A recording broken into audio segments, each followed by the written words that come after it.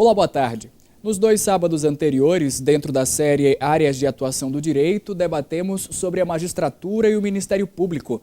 Hoje vamos continuar a série e descobrir o que fazem os profissionais que decidem ser advogados. A advocacia é o tema do programa de hoje.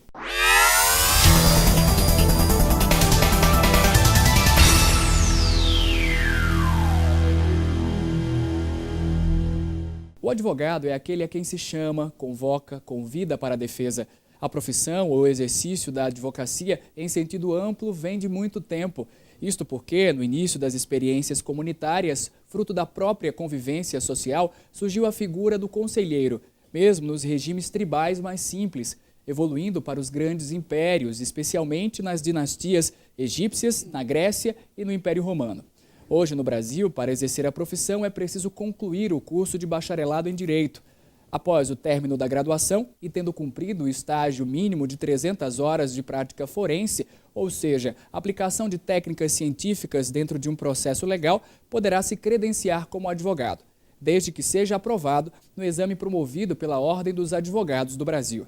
Para conversar conosco sobre a advocacia como área de atuação do direito, estamos aqui no estúdio com o advogado e professor do curso de Direito da Facisa, Gilbervan Caldas de Souza, e com o procurador federal e também professor do curso de Direito da Facisa, Antônio Marcos Almeida. Boa tarde, senhores. Sejam bem-vindos aqui ao programa Tema Jurídico. É uma honra tê-los aqui para comentar sobre a profissão dos senhores. Não é isso? Realmente merece todo o destaque. Quero começar perguntando para o advogado Gilbervan, exatamente, o que é ser advogado? Bem, boa tarde, Rodrigo, boa tarde a todos que nos ouvem, boa tarde, professor Antônio Marcos, os colegas. Veja só, a profissão de advogado, com licença das demais áreas de atuação dentro do direito, para mim, é uma profissão essencial.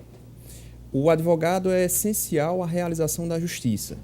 Então, o advogado tem a função de fazer-se realizar a justiça no caso concreto, trazer ao magistrado a verdade dos fatos, os argumentos jurídicos necessários para que a justiça ali seja realizada, defendendo os interesses do seu cliente.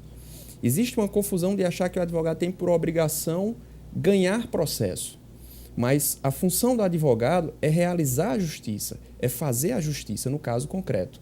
E aí, utilizando os seus conhecimentos, de sua experiência, ele vai auxiliar aos seus clientes a que sejam, se for o caso, aplicado a penalidade adequada e, quando não for o caso de ser penalizado, de ser livrado de determinadas penalidades.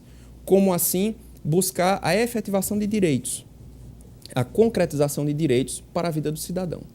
Nessa perspectiva, procurador Antônio Marcos, o procurador federal é um advogado público? Boa tarde, Rodrigo. Boa tarde, professor Gilbervan. Agradeço ao convite de participar desse importante programa, né, que não só tem importância enorme para a comunidade jurídica, mas também para toda a comunidade local e regional.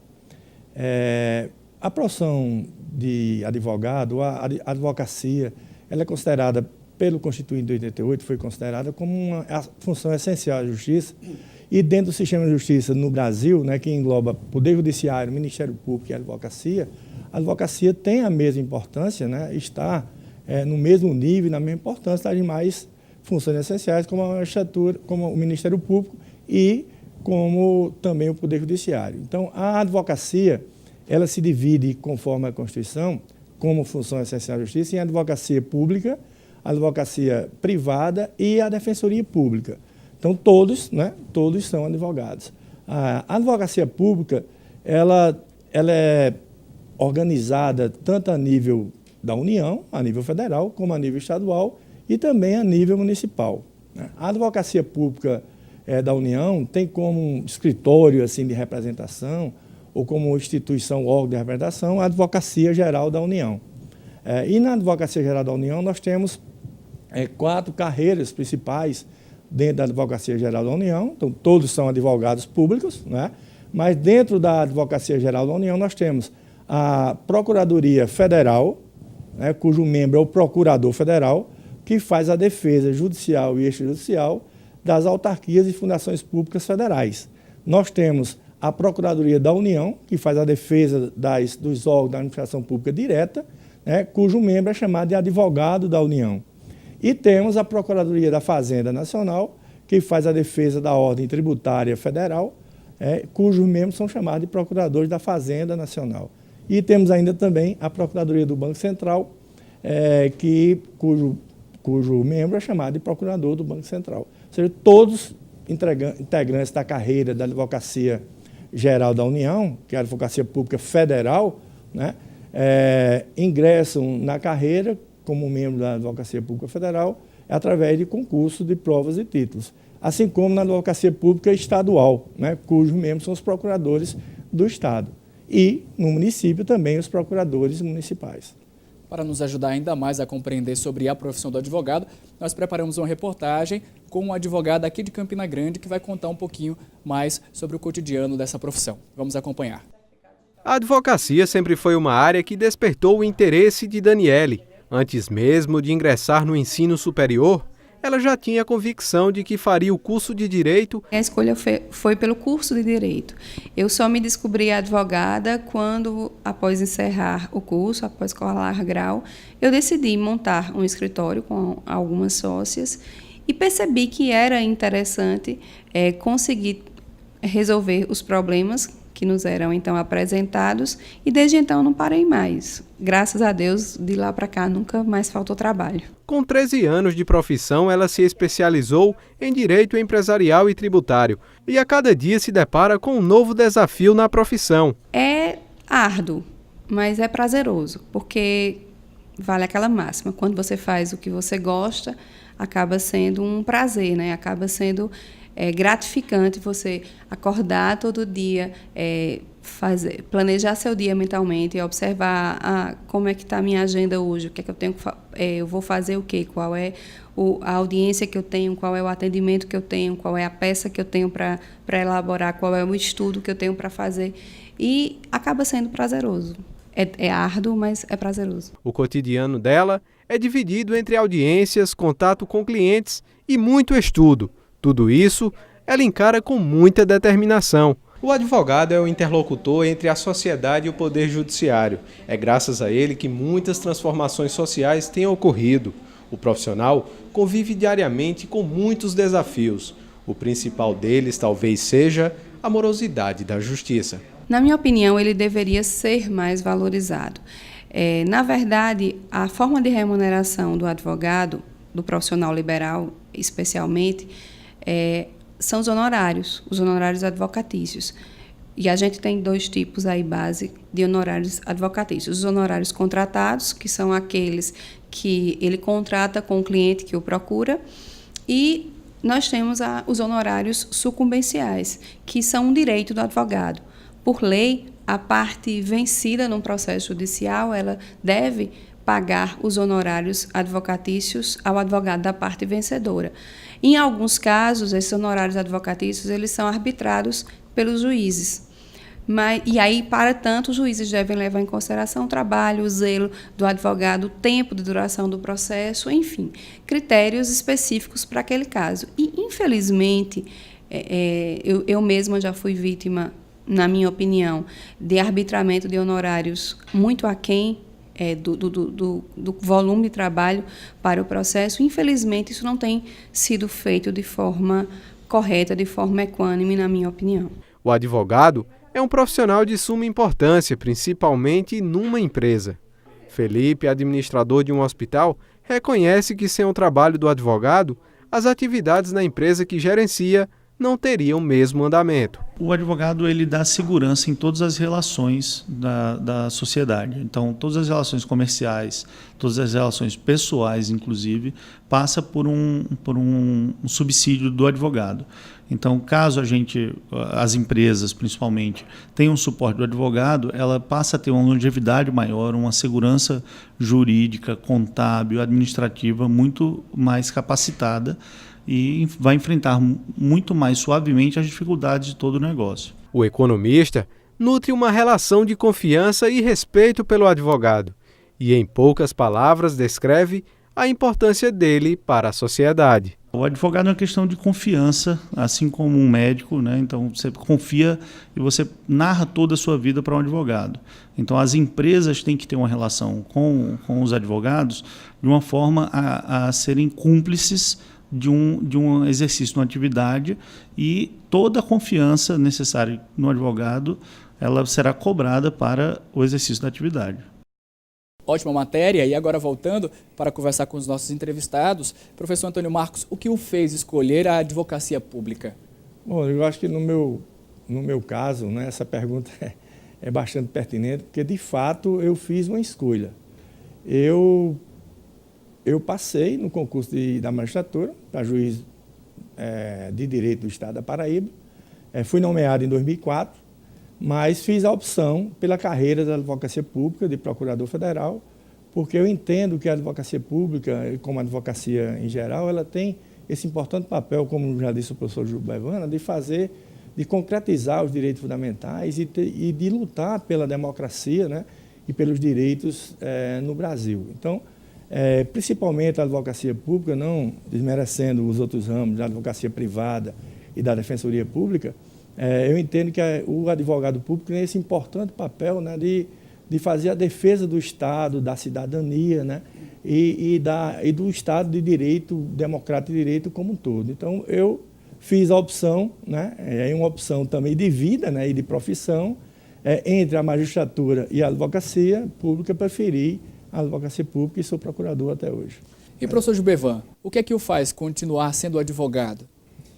Veja só, Rodrigo. A profissão da advocacia foi uma profissão que eu abracei, e eu abracei com o decorrer do tempo. Durante a minha graduação, nunca pensei em ser advogado efetivamente, em esse sonho de ser advogado. Eu queria exercer o direito.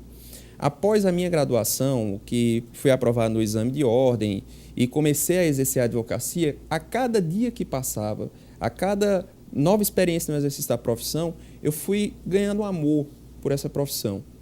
Na dedicação que você tem a ela, nos resultados que você ofere, ou mesmo quando você não ofere o resultado que espera, mas pelo simples fato de você ter lutado por um direito, isso acaba lhe instigando a buscar mais, a discutir mais, a se aprofundar mais nessa profissão.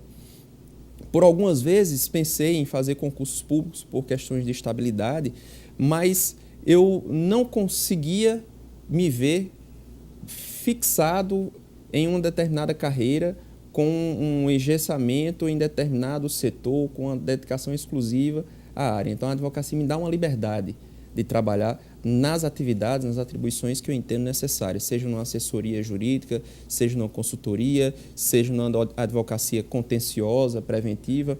Então, é um leque de opções que me abrem, que isso me faz permanecer nessa profissão que eu abracei. Nós vamos pedir o intervalo e no próximo bloco a gente conversa sobre os desafios em trabalhar na advocacia.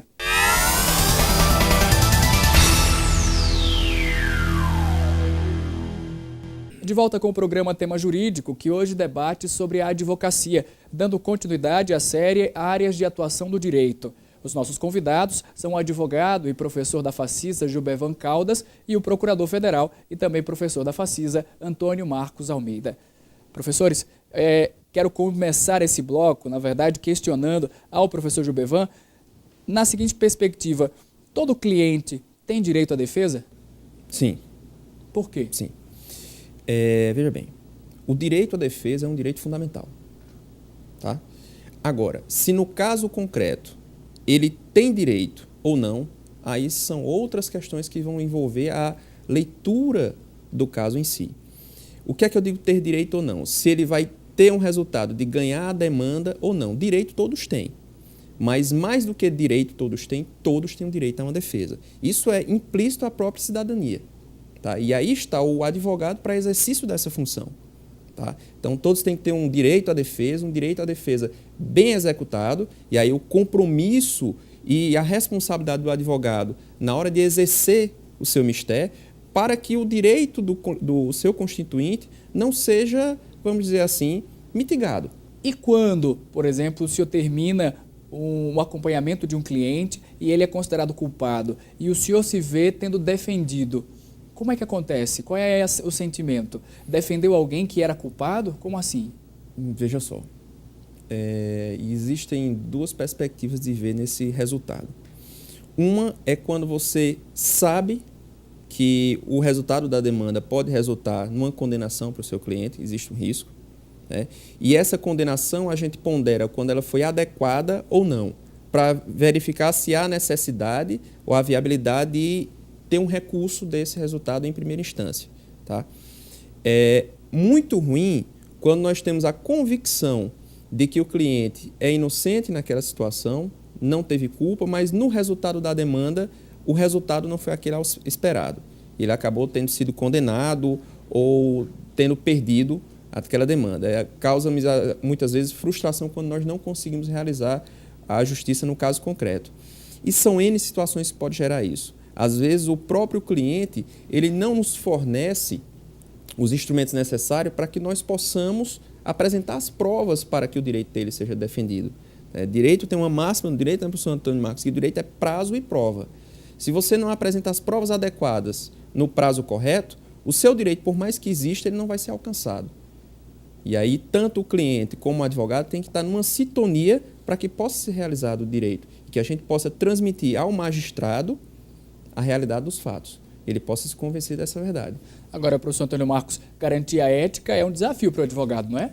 Assim, e muito importante. Eu acho que, primeiro, né, na atuação profissional, não só do advogado, mas em todos os outros ramos do direito, a magistratura, o Ministério Público, eu acho que a ética deve vir em primeiro lugar, né? A ética é essencial e fundamental para a atuação dos profissionais do direito. Principalmente assim, em relação ao advogado, porque em relação ao Ministério Público e à magistratura, existem algumas vedações na própria Constituição e garantias na própria Constituição que induzem ou fazem, né, com que realmente esses membros atuem, né, com a ética. Mas o profissional advogado também, né, deve buscar sempre a ética, né, sempre a ética em primeiro lugar. Não só a ganância pela riqueza, pelo dinheiro. Eu acho que, eu entendo, tem uma frase que eu utilizo, né, com meus alunos, que eu acho que o advogado, que quer só enveredar, né, por esse caminho da riqueza a qualquer custo, ele deve deixar de ser advogado, ele não pode ser advogado. Apenas complementando o que o professor Antônio Marcos colocou, eu entendo que o advogado que pensa apenas na fortuna e fazer fortuna na profissão, custe o que custar, ele nem é digno de ser advogado. Porque a profissão de advogado, antes de tudo, tem que ser uma profissão ética, calcada na ética, tá? De forma que ele possa realizar a justiça com equidade, agora sem ultrapassar o direito alheio. Mudando um pouquinho de assunto, professor Antônio Marcos, o exame da Ordem dos Advogados do Brasil, o exame da OAB, tão famoso, é um obstáculo, na sua opinião, ou uma conquista para os novos bacharéis em Direito? Rodrigo, eu entendo que é uma conquista, não é obstáculo, né?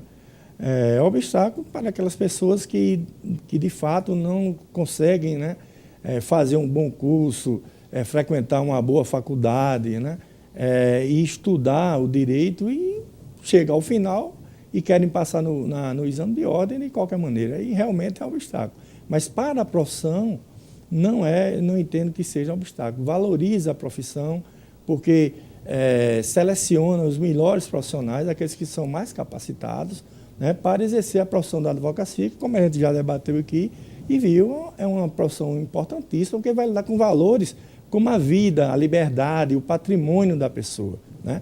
E às vezes a gente quando fala em patrimônio, pensa em grandes fortunas, mas às vezes é um patrimônio de subsistência da pessoa, né? Então, é para isso que a gente precisa de bons advogados, bem qualificados, e eu acho que o exame de ordem faz essa relação. O exame de ordem, eu acho que ele assim, está pecando pelo excesso, né? Está pecando porque está uma exigência, eu acho que além do normal. Mas a existência do exame de ordem eu acho que é importante. Agora, professor Gilbervan, e como é ser advogado na Paraíba? O Estado valoriza esse profissional?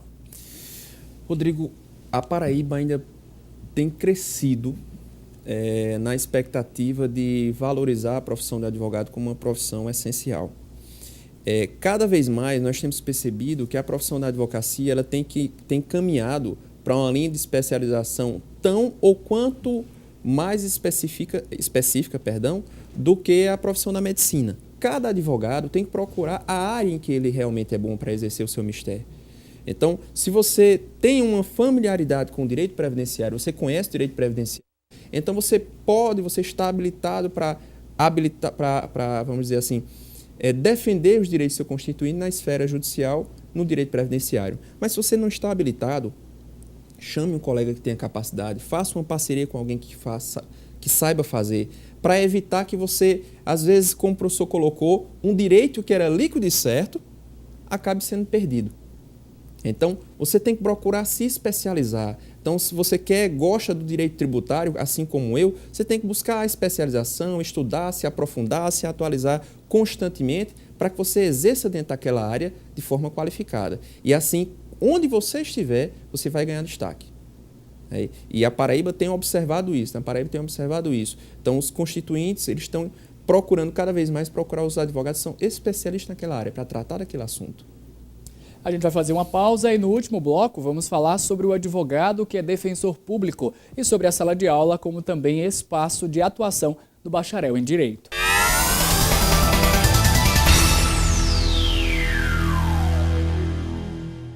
De volta com o último bloco do programa Tema Jurídico, que hoje discute sobre a profissão do advogado.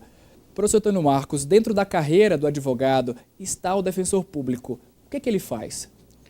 Bom, Rodrigo, o defensor público, conforme também estabelece a Constituição Federal, é uma das funções essenciais da Justiça prevista na Constituição Federal. Ou seja, o defensor público, né, como advogado também, né, faz parte do sistema de justiça no Brasil e o defensor público tem uma importante atribuição prevista na Constituição, que é a defesa daqueles que não podem pagar um advogado privado, ou seja, daqueles necessitados na forma da lei. E a Defensoria Pública existe porque existe um direito fundamental previsto no inciso 74 do artigo 5º da Constituição, de que o Estado é obrigado a prestar assistência jurídica gratuita, integral e gratuita àqueles que necessitam que sejam pobres na forma da lei. Ou seja, é uma norma programática e um direito fundamental da Constituição, da nossa Constituição, e que o Estado, para implementar esse direito fundamental, essa política pública, precisa da Defensoria Pública, que foi alçada também na Constituição de 88, a função essencial da justiça. Então, o defensor público, ele é o advogado dos que não podem, não estão temporariamente também, né, sem recurso para pagar a advocacia privada.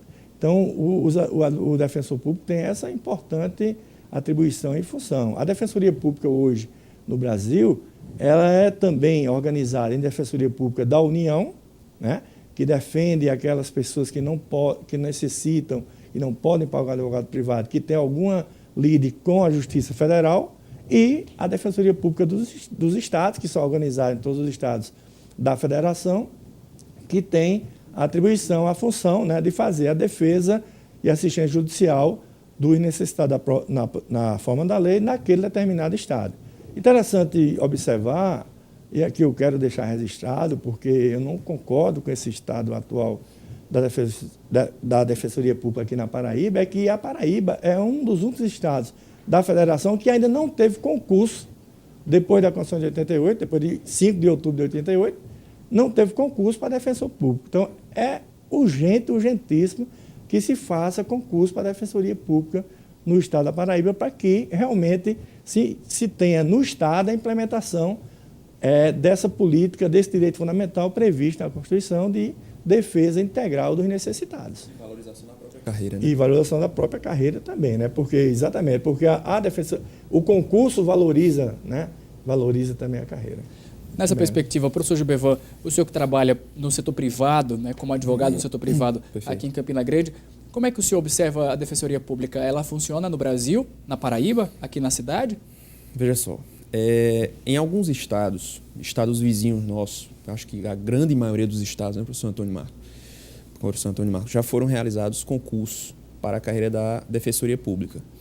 E, a partir desses concursos, observou-se um salto monumental na qualidade, na disponibilidade, no número de defensores públicos e até na qualidade de serviço. Tá? Então, no estado da Paraíba, está deixando a desejar muito ainda na valorização dessa carreira, que, como o professor Antônio Marcos bem colocou, é uma carreira essencial. Porque, de fato, na advocacia privada, nem todos têm acesso a um bom advogado. E se você deixar na mão da defensoria, que ela não esteja bem aparelhada, bem qualificada, o exercício do seu direito, você pode até ter seu direito mitigado. Então, é necessário que o Estado valorize essa carreira, aparelhe melhor, capacite o seu corpo de defensores hoje existente, abra concurso público para que seja atrativo, para que bons profissionais escolham abraçar essa carreira com salários adequados, né, que sejam condizentes. Até bem pouco tempo atrás, eu acho que quando eu terminei o curso, um defensor público recebia algo em torno de 600, 700 reais aqui na Paraíba. Né? Então, não era atrativo. Hoje os salários já nenhum. estão equiparados a Ministério Público, a Advocacia Pública e magistratura. Né? Por exemplo, no Rio, São Paulo, já tem mais ou menos uma equiparação. E existe um contraste muito grande na Advocacia Pública da União e a Defensoria Pública, na Defensoria Pública da União e dos estados. Né? Mas em alguns estados já estão equiparando. equiparados. Mas apesar de que a Defensoria Pública da União, existem poucos defensores públicos da União no Brasil. É uma carreira muito boa, mas que também precisa que sejam abertas mais vagas para que seja exercido esse direito, que é um direito cidadão. Agora, mudando um pouquinho de assunto, os senhores são professores do curso de Direito da Facisa e é preciso comentar também sobre a sala de aula como espaço de atuação para o bacharel em Direito. Como é que os senhores observam essa experiência? Professor Antônio Marcos, é um espaço que o senhor valoriza, que é importante para a sua história de vida profissional? Claro. Quando fala do magistério, né, da sala de aula, parece que eu fico muito mais alegre, porque é a profissão assim, que eu adoro, que eu amo, que eu gosto de ser. Gosto de ser advogado público, mas gosto de ser professor. Né? E em relação ao bacharel em Direito, né, ao curso de Direito, eu acho que é um importante espaço, sim, né, para o bacharel em Direito, porque ele pode escolher, né, ainda essa profissão, além de outras que tem, como a gente já falou aqui, pode escolher essa profissão de magistério, e eu acho que é uma excelente profissão. Tem bacharel em Direito que têm dedicação exclusiva ao magistério, dedicação exclusiva à sala de aula, e gostam do que fazem. Né? Como o professor Gilbervan falou, é uma opção, né, de carreira, é uma opção de carreira que o bacharel em Direito pode fazer. A gente tem excelentes professores profissionais, né, na Facisa, como o professor Mário Vinícius, né, que sempre, né, que é um professor dedicado é um bacharel em Direito, dedicado ao exercício do magistério, gosta do que faz, né, foi meu professor, inclusive. Ele diz na sala de aula, agora eu estou me vingando, estou dizendo aqui, né, que ele foi o meu professor. Ele foi meu professor e excelente, né, foi também professor do professor Gilbervan, professor de Dimitri também, do promotor Dimitri. E eu acho que é um espaço muito bom. Agora, claro, né, você tem que estudar, fazer um mestrado, uma especialização, né, se dedicar, mas é um espaço também para o bacharel em Direito. Professor Gilbervan? E é interessante, Rodrigo, observar como a sala de aula auxilia no exercício da sua profissão de advogado, isso falando de experiência própria, e a profissão de advogado me auxilia no exercício do magistério. Então, são duas profissões que elas vão se complementar. Então, você dizer o que você gosta mais, como o professor Antônio Marcos disse, eu me animo, me identifico muito com a sala de aula. Eu gosto de ser professor, tenho um prazer em ser professor. Quando eu vejo algo no meu escritório acontecendo que tem a ver com conteúdo ministrado de sala, eu fico ansioso para o momento em que eu vou levar isso para os alunos, levar isso à discussão, caso prático. E quanto eu não aprendo também em sala de aula, no estudo para a sala de aula e trago a experiência para o escritório. Então, existe uma retroalimentação nas duas profissões. E a carreira de professor é uma carreira também que pode ser escolhida e abraçada pelo profissional de direito, pelo bacharel de direito. Seja com exclusividade, como bem citou o professor Antônio Marcos, lembrando o nosso professor Mário Vinícius, né? Seja também conciliando essa atividade com outra atividade profissional que você tenha. Né? Mas é mais uma opção para o bacharel. Nós queremos agradecer ao advogado e professor do curso de Direito da Facisa, Gilbervan Caldas de Souza, e ao procurador federal e também professor do curso de Direito da Facisa, Antônio Marcos Almeida. Obrigado, senhores. Obrigado também pela sua audiência aqui na TV Itararé e no nosso canal no YouTube. Bom final de semana e até sábado que vem.